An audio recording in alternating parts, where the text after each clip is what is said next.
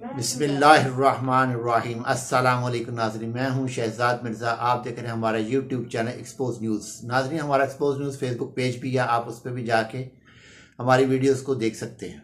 नाज़रीन, आज जो है वो जिसके लिए इमरान खान, जिस वक्त इनकी हुकूमत गिराई जा रही थी, तो इमरान खान साहब ने खुद भी बाजवा को कहा था और उस वक्त के वज़ीर ख़जाना शौकत तरीन को भी भेजा था कि जाके इनको समझाओ, इंसान के बच्चे बनाओ कि ये मुल्क की फ़ौज और मुल्क के असासों के लिए ये ख़तरनाक साबित होंगे अगर इन्होंने कोई ऐसा तजर्बा किया, मेरी हुकूमत गिराने की कोशिश की।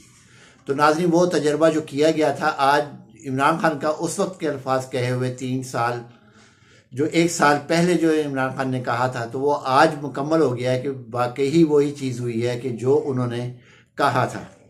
कल IMF ने कहा है कि कर्ज़ों के लिए लॉन्ग रेंज यानी कि दूर तक मसाइल करने वाले, जो दूर तक जो मार करने वाले मसाइल हैं, लॉन्ग रेंज मसाइल प्रोग्राम रोक दें। और IMF ने कहा कि ये अगर आप प्रोग्राम रोक देते हैं तो फिर हम आपके लिए कुछ पैसों का सोच सकते हैं, हम आपको देना है कि नहीं देना है। तो यही बात इमरान खान ने सहूलतकारों को समझाई थी। मेरी हुकूमत ख़त्म की गई तो ये मईशत तबाह कर देंगे और पाकिस्तान जोहरी और फौजी असासे महफूज नहीं रहेंगे।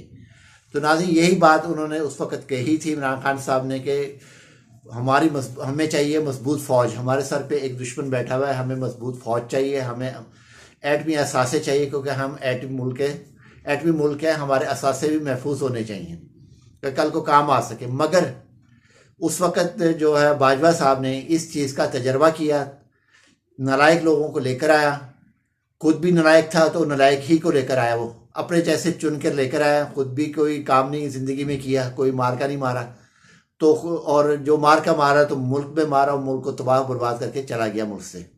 तो नाज़रीन, ये इमरान खान साहब ने आज से 1 साल पहले कहा था कि ना करो ये तजर्बे, मुल्क नुकसान में चला जाएगा, अवाम नुकसान में जाएंगे, हमारी फ़ौज को नुकसान बड़ा होगा, हमें मजबूत फ़ौज की ज़रूरत है।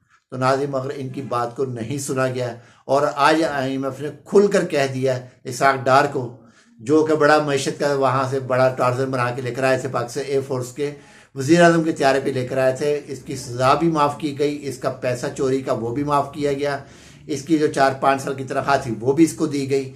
और तमाम तर नुकसान के बावजूद आज पाकिस्तान को जो है एटमी असासों का मसला बन गया है कि एटमी असासे महफूज करना पाकिस्तान के लिए मुश्किल हो गया है।